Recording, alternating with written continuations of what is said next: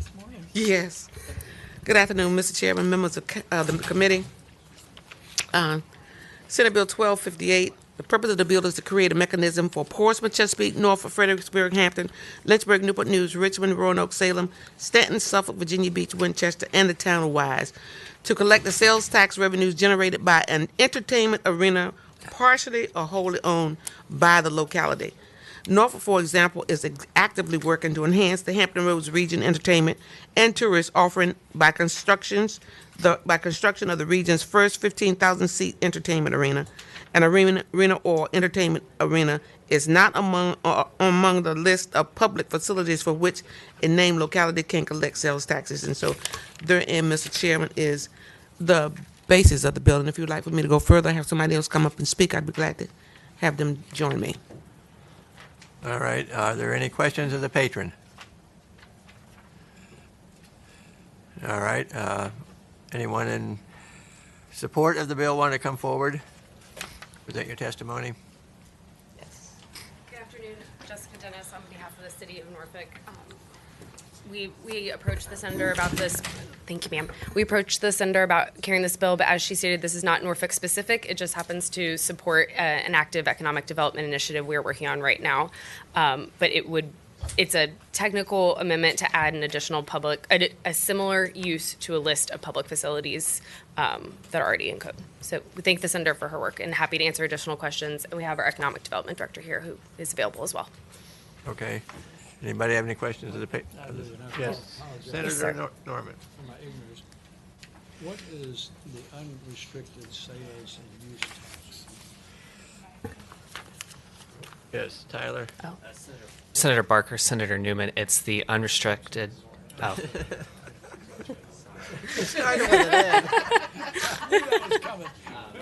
Sorry about that, Senator Norman.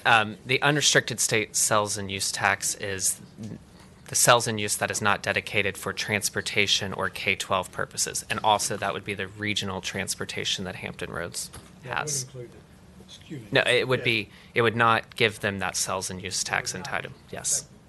Yes. Thank you. That's my real question. Thank you. There. All right.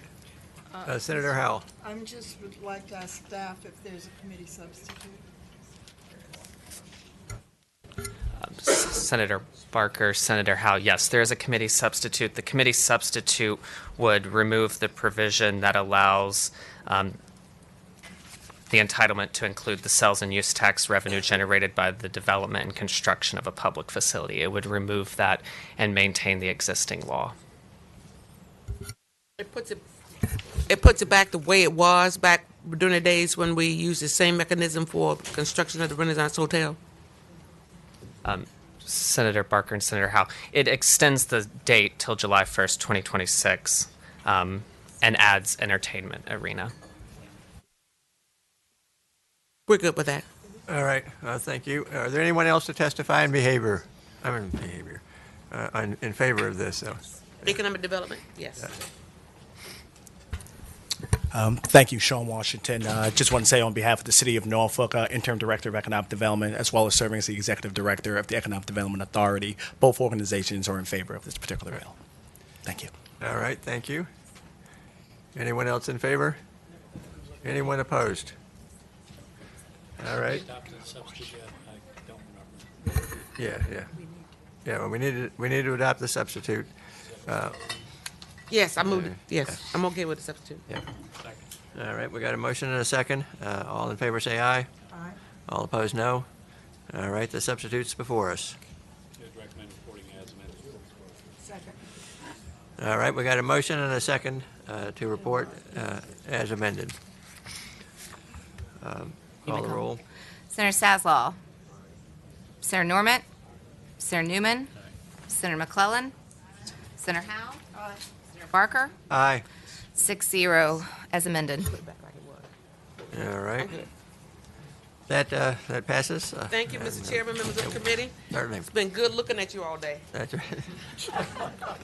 It might not be so good tomorrow, so, yeah. Anyway, Senator McPike. Thank you, members. So, Senate Bill 1137 sets out to create a Fredericksburg Transportation Authority. actually complementing the prior patron of the bill. For this replicates the Hampton Road Transit Authority bill as one of the recommendations from JLORC, indicating that if we do proceed, we should do of like construction. And so I've used that as a template within this bill with like funding mechanisms and a like construct. Obviously, it sets out actually the similar 0.06 per 100 rate in terms of grantor's fee and local transient occupants tax of 1%, similar to the Hampton Roads Area Transit Authority. I do have just one technical amendment that I just received from the Hampton Roads Transit to make it consistent within the code, so I'll make sure that we have that as the bill proceeds. But there's essentially two line amendments they wanted cleared up that don't change the function and nature of the bill itself. Right.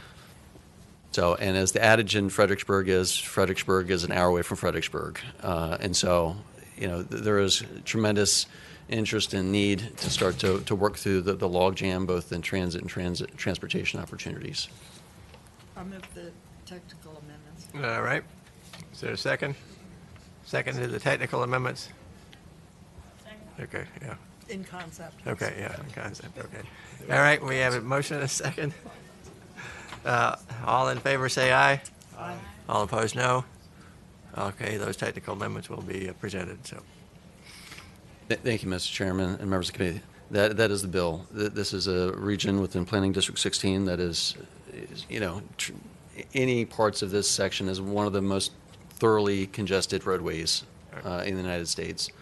And certainly the augmented funding and the local prioritization is one of those things that's going to help the regions to start to tackle the issues, including a new river bridge crossing, including many of the major intersections that have not been updated. I think since inception, some of these are fully overutilized, oversubscribed, in many across jurisdiction, and this is where the coordination is really needed. All right. Any questions of the patron? Yes. Yes. Anyone who wishes to testify? I have a question. Oh, you have a question? Yes, Oh, sir. so, okay. Yes. Mr. Chairman, do the localities in Planning District 16, are they supportive of this? There are, Mr. Chairman, there are some that are supportive of it. There are some that is not yet working through those questions of collaboration. Been there, done that. All right. The bill is before us now. Is there a motion? Report, Okay, we have a motion and a second. including the concept. And, yeah. Okay, we have a motion and a second on it. Call the roll.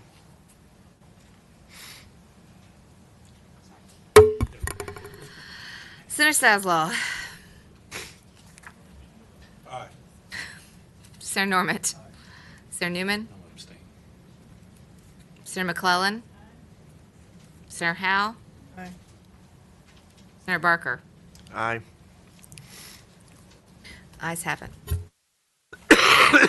Thank you, Mr. Chairman and members of the committee. Yeah. All right. Senator Rouse. Mr. Chairman, members of the committee, I bring to you again SB Bill 1525, Wholesome Food Donation Tax Credit Renewed.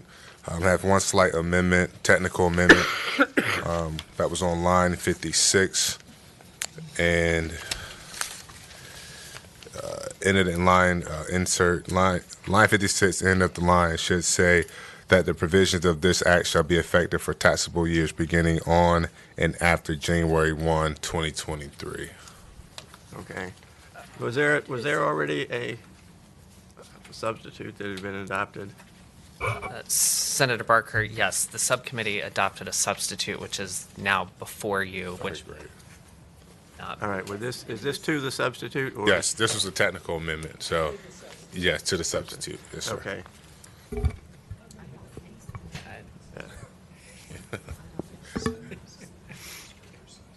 That was for my substitute, Okay. not for the committee substitute, to clarification. Well, Yes, then- Mr. Chairman. Then we won't adopt that since it's. Right, the since other it's for your substitute we substitute. had, Yes, so, Mr. Chairman. And So Tyler, do you want, or somebody want to discuss what the substitute is? So. Mr. Chairman, the substitute, instead of a tax credit, expands the Virginia Agricultural Food Assistance Fund and allows wholesome food that is readily marketable to qualify for the donations. Okay. That's it. All right. So just so I'm clear, because I'm not sure I am, Yes. we have a committee substitute before us, that's been adopted, but the amendment actually was drawn to a previous, Yeah, so that's, so we're not doing that. Okay, thank you. Thank you, Senator Howell.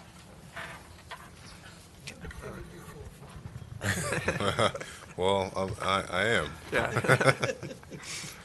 All right. Is there anyone to testify in favor of the bill? Anyone opposed? All right. So, we have a motion and a second to recommend reporting. If there's no further discussion, we'll have the roll called. Senator Saslaw. Senator Norment. Aye. Senator Newman. Aye. Senator McClellan. Senator Howe. Aye. Senator Barker. Aye. Ayes have it. Thank you, Mr. Chairman, members of the committee. Thank you. All right. Senator Obenshain. Mr. Chairman, members of the committee, I have Senate Bill 1235. This is a charitable gaming bill. Right. And all it does is it creates a registration, an abbreviated registration process for small, short-term games like bingo. In my part of Virginia, volunteer rescue squads and fire companies, a large part of their operating budget comes from fairs and lawn parties, and it is they do bingo. It lasts for about a week.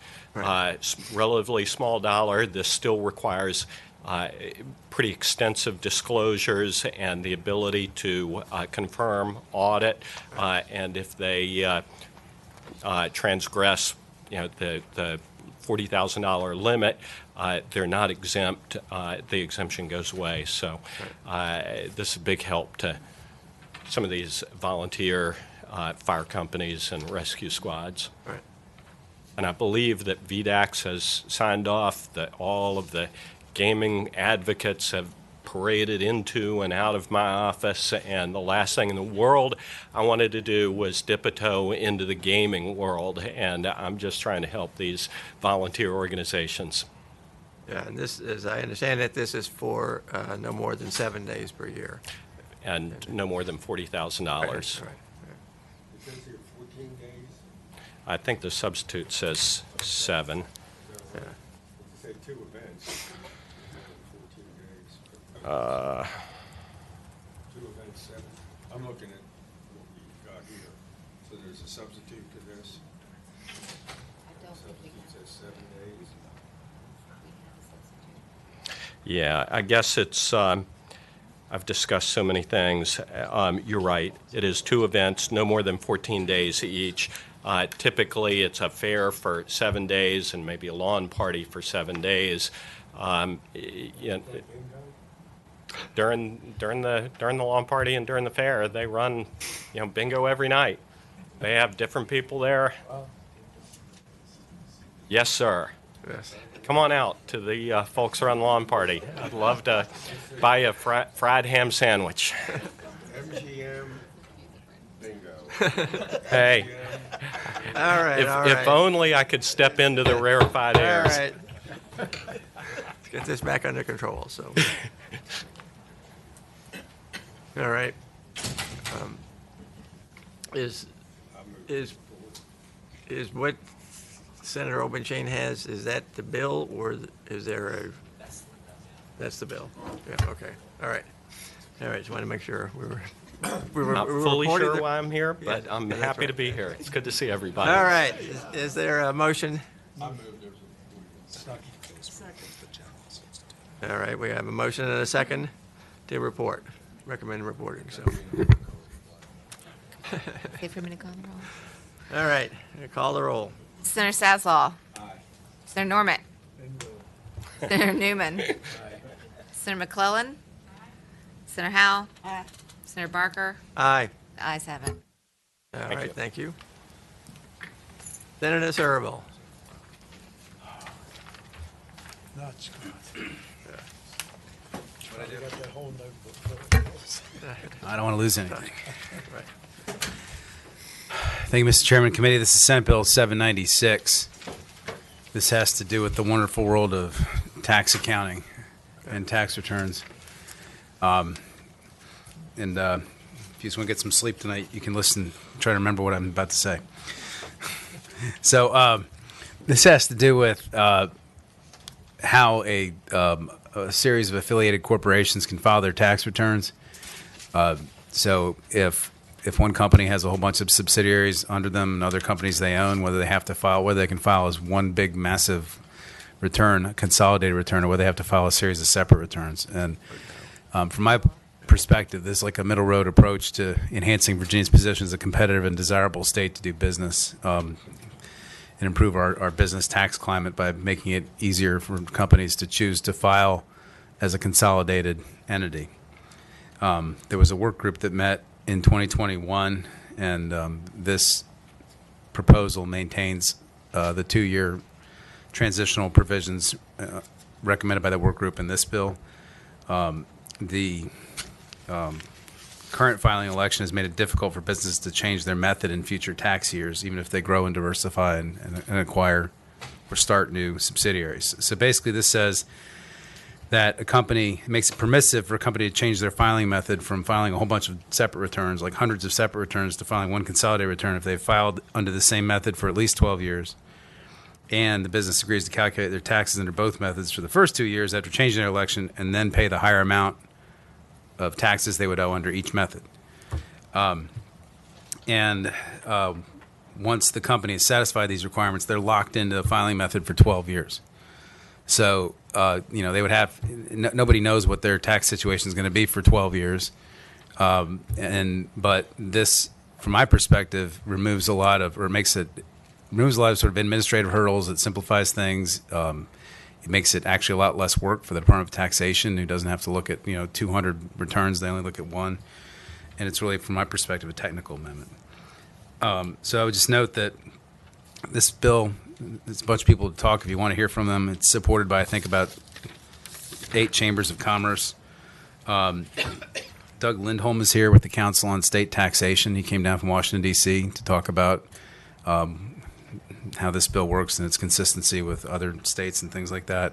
Senator Stosh is here also, who can address this to redeem his soul after speaking against my bill yesterday. Different bill. But that's basically what the bill does. And it has bipartisan support. I would hope we could pass it out of full finance. All right, are there any questions for the patron? Anyone want to testify in favor of the bill? Come on up.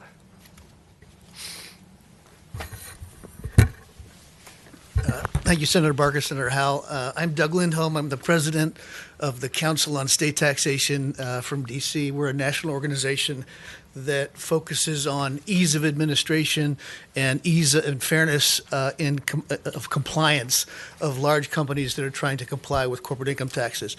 What this bill does is it actually follows the federal rule, and for once the feds got something right with how to determine a consolidated group, and that is based on a strict ownership percentage.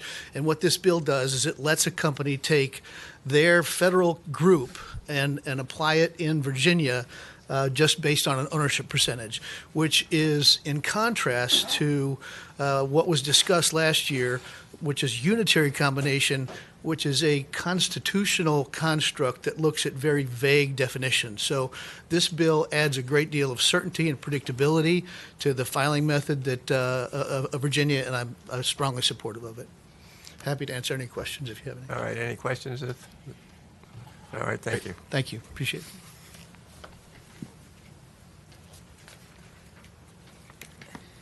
Hi, Mr. Chairman. Keith Martin with Virginia Chamber of Commerce. We appreciate the text filing flexibility that this bill affords, and so we're supportive of the bill. All right. Anybody else wish to testify regarding this bill? All right. We have the bill before us now then. I don't have anything to add. Okay. I don't. Nobody's told me they're opposed to it. Nobody's reached out to me. So. All right. But it's a Servo bill. Yeah. Can you believe that? Yeah. I All can't. right. Okay. All right, we have a motion to report. All right, we have a motion to report and a second. If there's no further discussion, call the roll. Senator Saslaw. Senator Norman. Aye. Senator Newman. Aye. Senator McClellan. Senator Howell. Senator Barker. Aye. The ayes have it. Thank you. That's the shortest Scott has ever been in his life.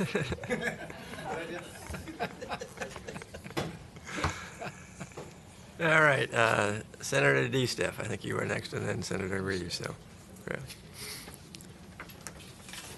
Mr. Chair, members of the committee, I have two bills here. The first one is the EISTC tax credit and what this does, and same one we had last year, which got rolled into a couple other bills and then killed at some point. But this extends the sunset from 2024 to where it's similar to the overarching concept, and it goes to 2028. This is primarily for students with disabilities who also qualify under the EISTC, and makes it so they, and again, this moves some stuff around in the overarching code down to here. It's pretty simple, just extending the sunset. But I do have a couple of folks that can answer questions or would like to speak on this. I have one subject matter expert who is here with us, Senator Walter Stosh, and we also have, well, Walter's probably the smartest guy in the room on this, still. All right. Mr. Chairman, of course, Yes, it's Senator Norman. to a couple of other bills too that Right. Senator Ruffin and myself have. Right. Because you changed the definition a little bit. So. Yeah, just a tiny bit. And we update it with the new term for the E5, I'm sorry, Q, VQ, B5, the new students. All right. Will staff comment on the impact as to this bill and the consistency with the MEI action that we took back in late last year? This is not that bill. So Right. this is, I know it's not that bill, but, oh, yeah. This is related to the education improvements scholarship, 1170. Oh, this is the 1179. Okay, I'm yes, sorry. sir, I'm sorry. EISTC. Yeah, you got your. Data centers are next. I That's what I was apologize. saying. Yeah, okay. There are at least three bills, and Senator Yeah. Newman rolled his into a bill. All right. This one is just super easy. It extends the date from 2024 to 2028 for the EISTC Okay. sunset date. Okay. All right. Is there anyone else anyone who wishes to testify in favor of the bill?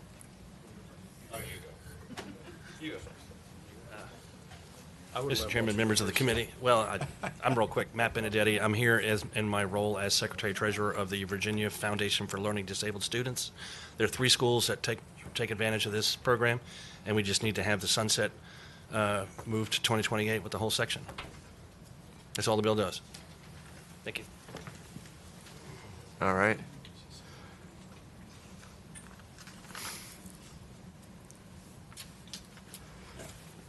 Mr. Chairman, members of the committee, Walter Stosh. The Education Improvement Scholarship Program is a legacy program from 2012, I believe it was, the Delegate Massey introduced. It has proven to be an effective tool to secure private funds to be able to assist primarily low-income students to secure an education otherwise not available to them. I do have an interest particularly in the disability aspect of it because oftentimes a child is unable to be served except in a private school. And this particular program allows private donations to be used to support those students. So there are several EISTC bills around. It's important to know that the program is capped in the statute and also in the budget at $25 million, and it's substantially underutilized. I don't remember all the details, but somewhere near half or not much more than that. So any of these bills that tend to expand the program or the use of the program or the amount of the credits, any of those would typically have a fiscal impact, favorite term we used to use over the years, but it couldn't as long as it's within the cap. So they have proven to be successful in raising a lot of private dollars. What you want? All right. Perfect. Yes. Just like you would have said it. That's right. Yes. Yeah. Is there anyone else who wishes to testify on this issue? All right. The bill is before us. Is there any further? Move to reports. All right, we have a motion to report. Is there a second? Second, okay, motion and a second. Substitute motion. All right, a substitute motion.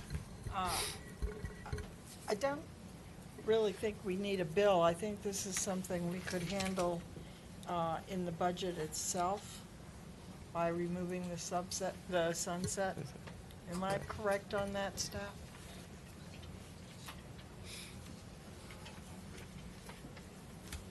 Senator Barker, Senator Howe, you could remove the sunset through the budget if you wanted to.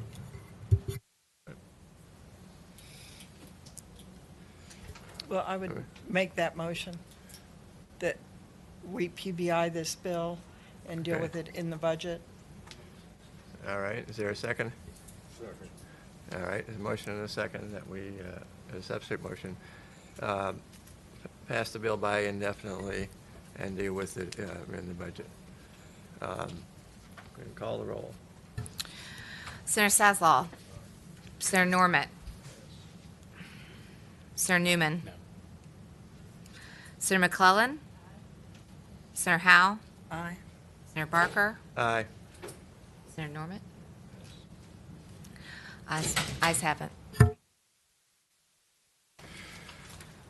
Mr. Chairman, thank you very much. The next bill is the one we were What referring to earlier. I was speaking to when, Senate Bill 1294, which is a data center. And today, the data centers, the tax-free status for the data centers, which started in July 1st, 2010, expires June 30th, 2035. It's line 121 on the bill. This just removes the sunset of June 30th, 2035. And this is at the request of the City of Virginia Beach on this one.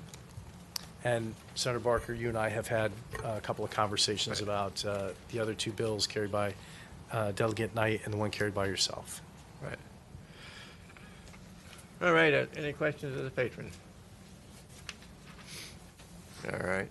Is there anyone who wishes to testify?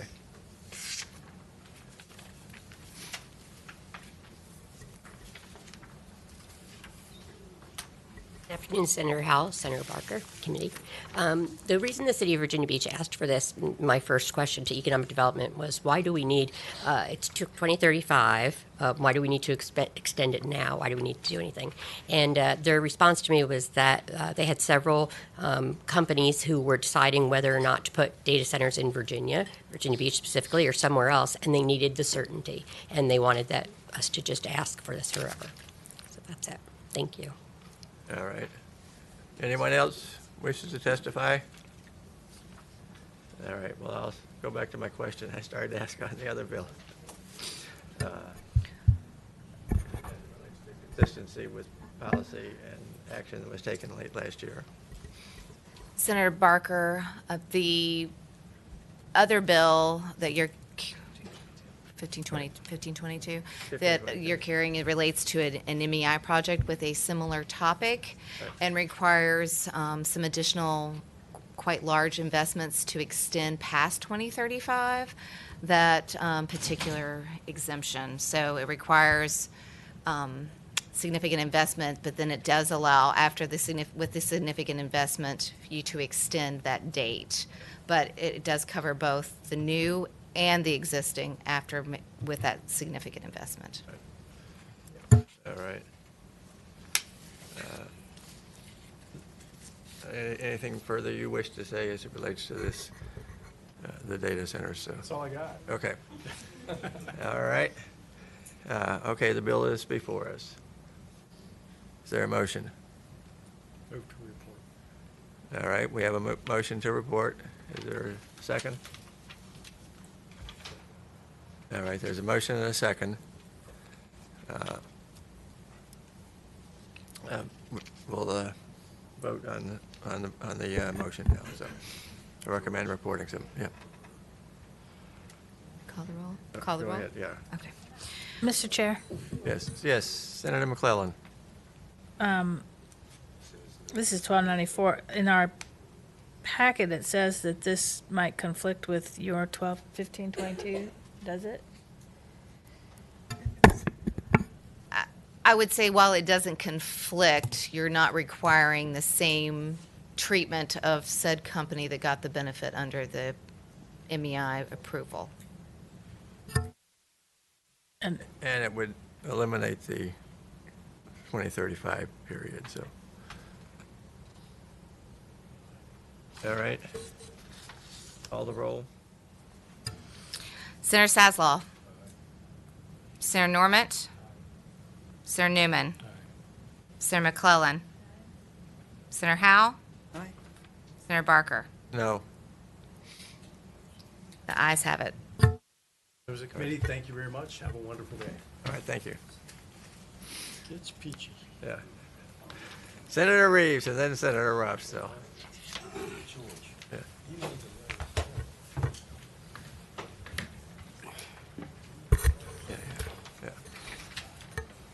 Thank you, Mr. Chairman. I have three bills all dealing with charitable gaming.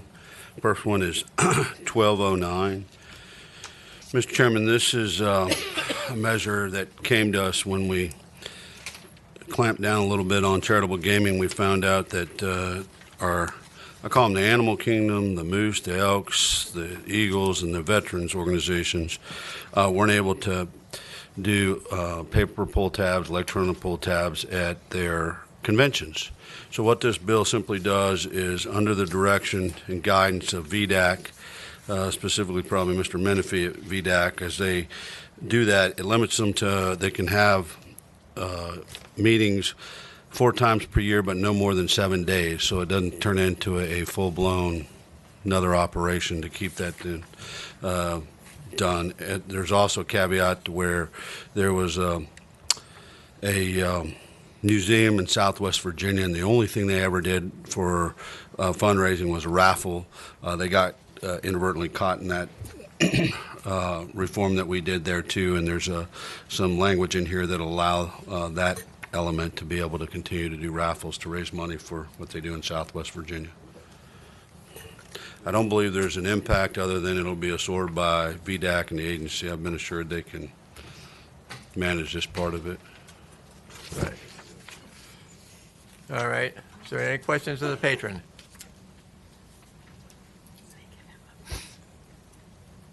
All right. Is there anyone that wishes to testify in favor of the bill?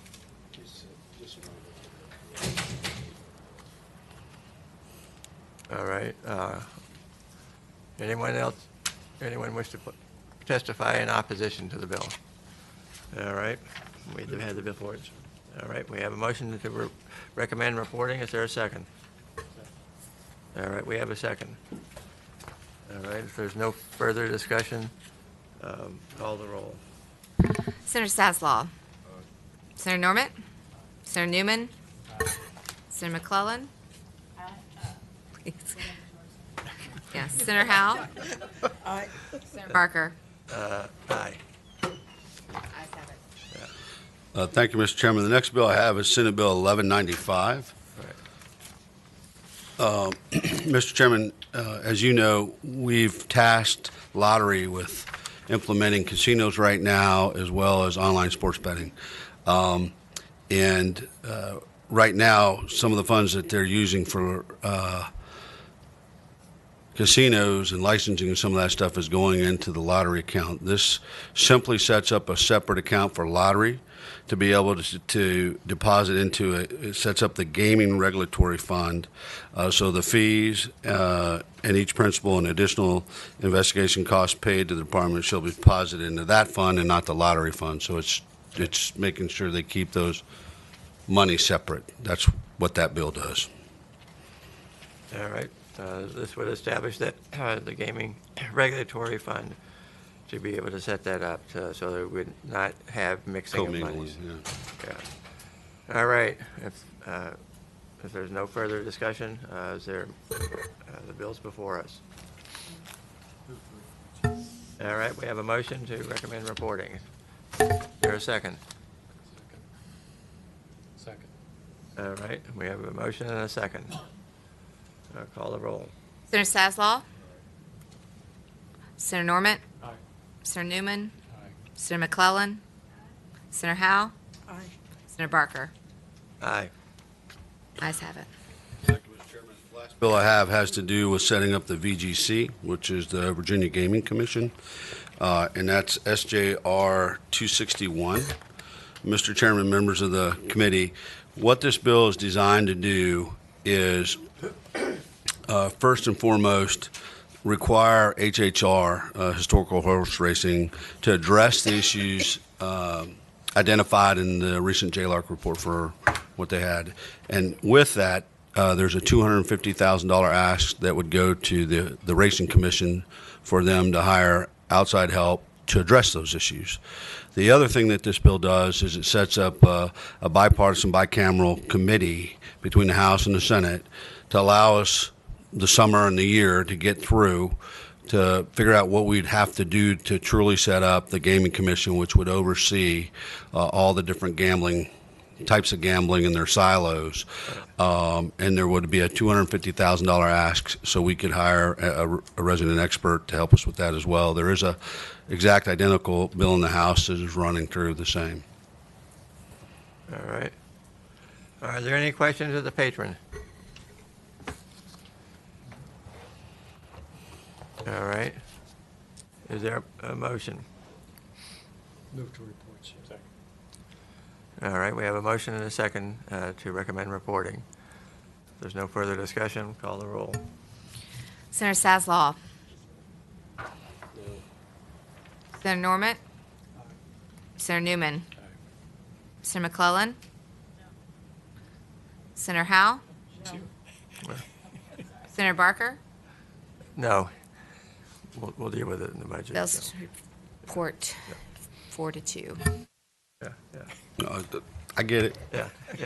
A lot of passion here, right? Yeah. All right. Senator Ruff. Thank you, Mr. Chairman. At the last resource meeting, you adopted the substitute for 1506.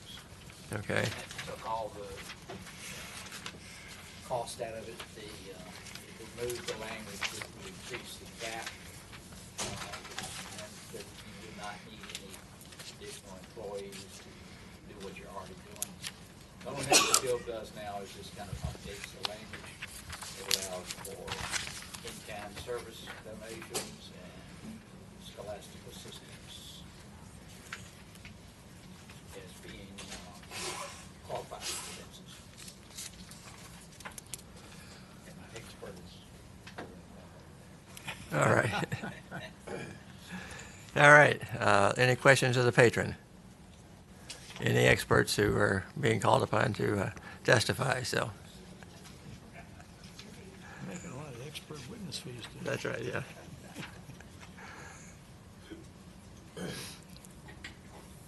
Know whether to respond to that invitation or not.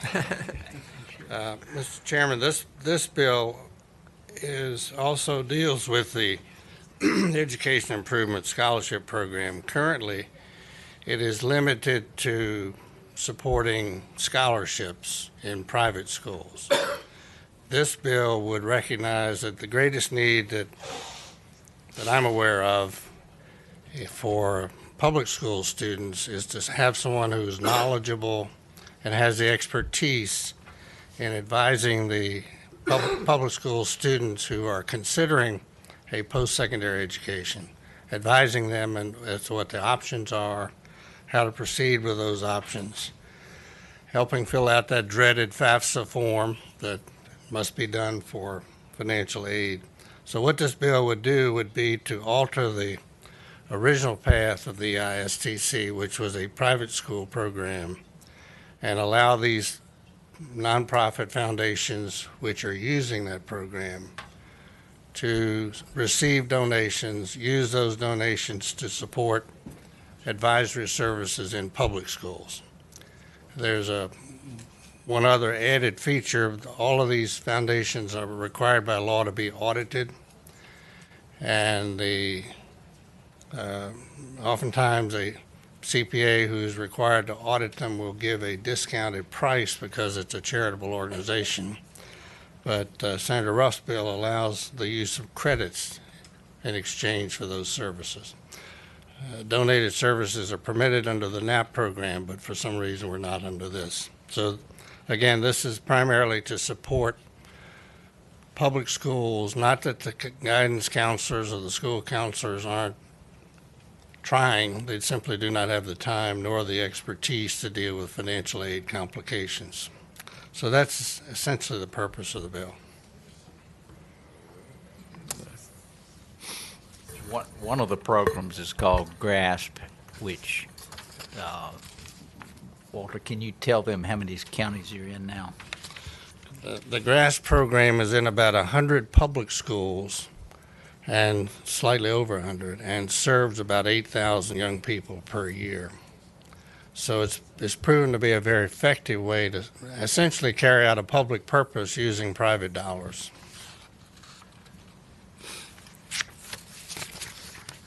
All right. Is there anyone else who wishes to testify? Okay. Is there a substitute that's been prepared? We adopted the substitute. We already have that. Had that. Okay. Yeah. Mr. Chairman, if I may interrupt, again, this is one that is well under the existing statutory and budget cap, so expanding it to go into the public schools in the narrow instance I described would not have a fiscal impact. All right. Does anybody want to make a motion? Bill's before us. We have a motion to recommend reporting. A second on that? All right. Call the roll. Senator Saslaw. Senator Normant. Senator Newman. Aye. Senator McClellan. Senator Howe. Aye. Senator Barker. No. The ayes have it. Thank you. All right. We now, I think, are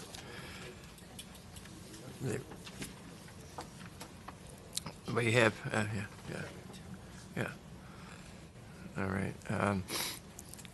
We have Senator Normant.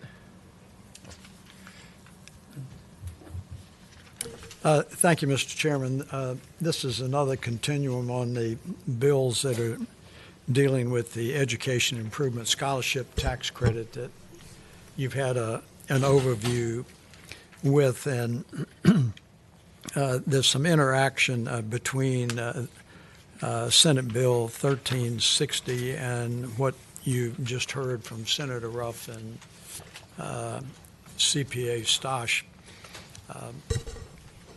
What this bill does, it increases the tax credit from 65% to 100% on the years for a 4-year period, which would be 2023 through 2027.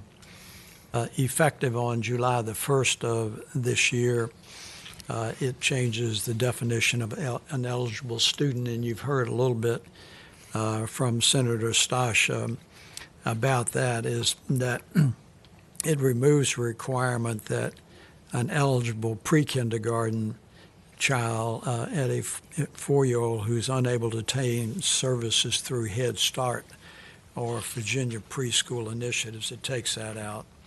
And it also requires the non-public pre-kindergarten programs to participate in the United Virginia Quality Birth to 5 system, which provides a little bit more oversight and guidance in that private system, because in the public system there are already oversights.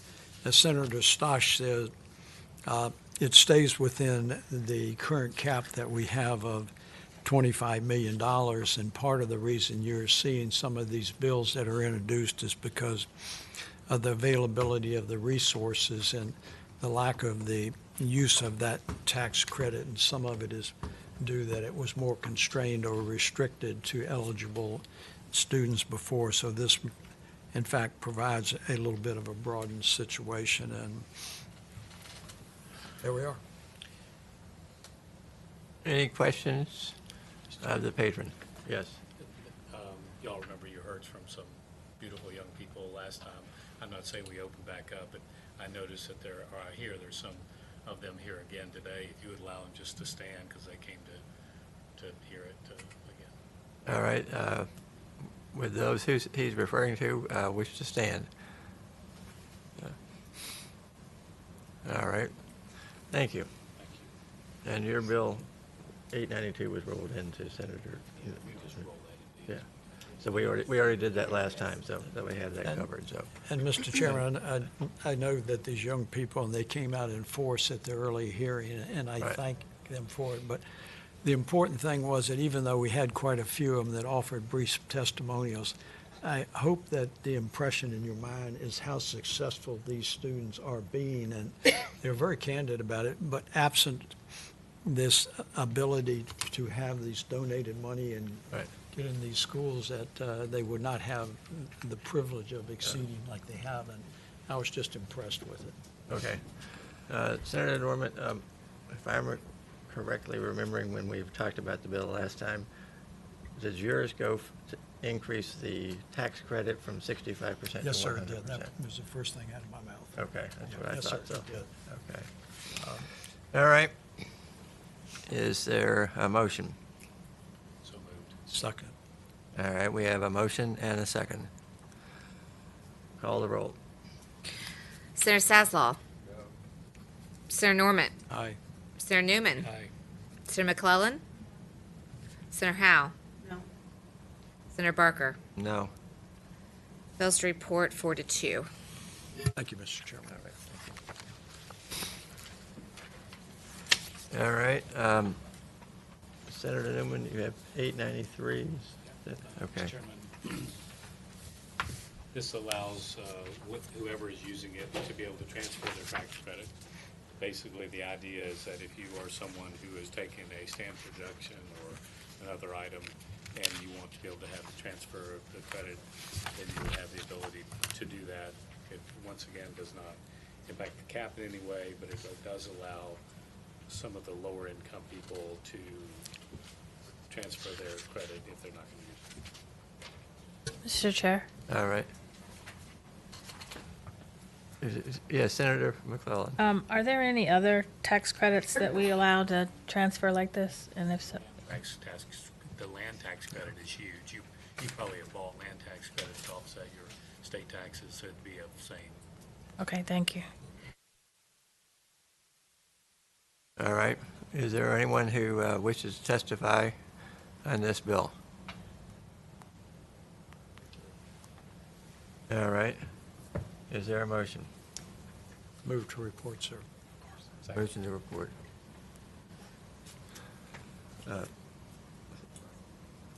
Yeah, call the roll. Senator Saslaw. Senator Norman. Aye. Senator Newman. Aye. Senator McClellan. Senator Howe. No. Senator Barker. No. Bills to report 4-2. Y'all just don't like poor kids. All right. All right. Senator McClellan. Okay, we took that by already. All right. Okay. Yeah, Senator yeah. Barker, the only bill left is Senate Bill 1345 and Senate Bill 1529. Okay. 1345 is yours. 1345, all right.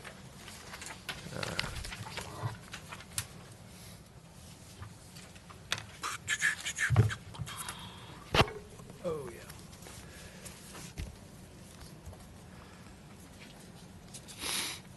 $1345 is a bill that will deal with the Virginia Port Authority in terms of tax credits and grants. Historically, there's been some tax credits that have been adopted as it relates to the Port Authority. What this would do is convert these tax credit to a grant program, and using some of the other tax credits around. These tax credits have been in place for a while, but what we found is that it would be more effective to be able to provide grant programs than the tax credits. We have a resurgence at the Port Authority. The Port Authority over the last 10 years has increased 67% in terms of the revenue that's been generated there. And so we have become the leading port on the East Coast on the Atlantic Ocean, all the way from New York and a little farther north than that, all the way down to Savannah and a little bit in Florida. So we have a tremendous port operation right now, and it's been extraordinarily successful. We have the lowest cost per when you look at all the materials and both the import and the export, and we've been particularly successful in terms of doing projects at the port that have given it the opportunity to be successful. So what was proposed here is to move into switch from the tax credits for these types of things, but to be able to provide grants and to have the carriers that are providing the services there be able to benefit from some of that. So that's what the bill contains. And I don't know whether there's anyone here who wishes to testify on anything, but you're welcome to do so now. All right. And the bill is before us here, so. All right. We have a motion and a second to have it be reported. Call the roll. Senator Saslaw. Senator Norman. Aye. Senator Newman. Aye. Senator McClellan. Senator Howe. Aye. Senator Barker. Aye. The ayes have it. There's 1522, which is also. Right. All right.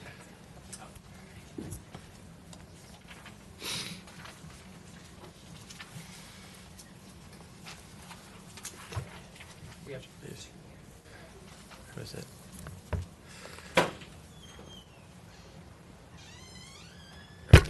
This is the last bill. This bill is Senate Bill 1522. This is the MEI bill for the action that was taken back in December, I think it was. So what this does is it's providing would take the action that we took there and be able to get it introduced and have it be something that is consistent with what we have with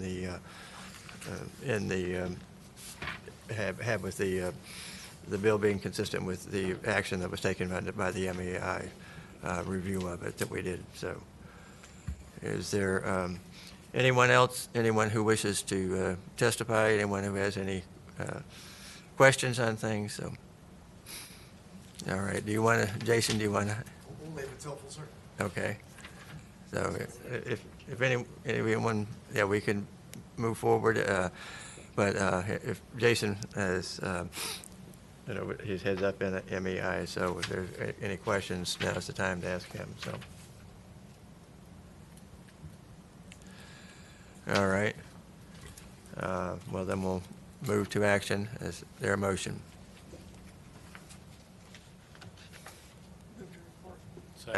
All right, we have a motion and a second to report. Call the roll. Senator Saslaw. Senator Normant. Aye. Senator Newman. Senator McClellan. Oh, sorry. By aye. proxy. Okay. Senator Howell. Aye. Senator Barker. Aye. The ayes have it. Okay, thank you.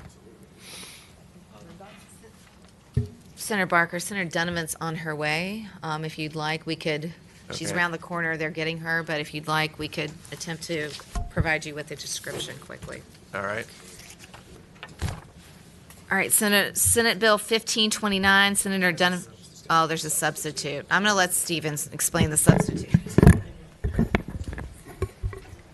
Mr. Chairman, the substitute changes the name of the bill to the dependent tax credit and lowers the cap to 20 million per taxable year after tax saw that declining populations meant the $25 million cap in the introduced bill would not have even come close to the actual applications.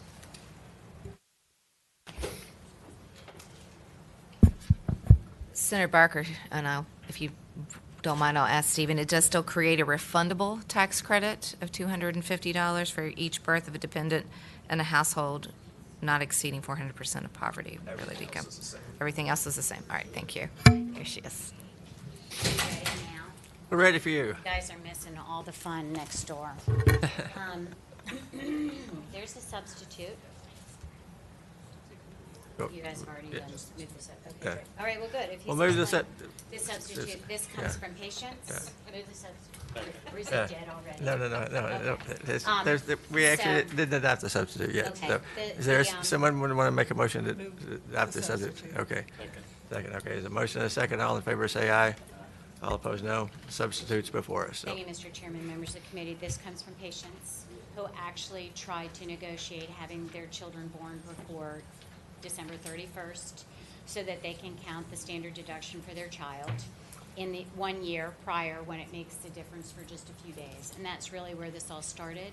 And we looked at that cost. And, the thought to me is when you're pregnant, you have an enormous number of expenses.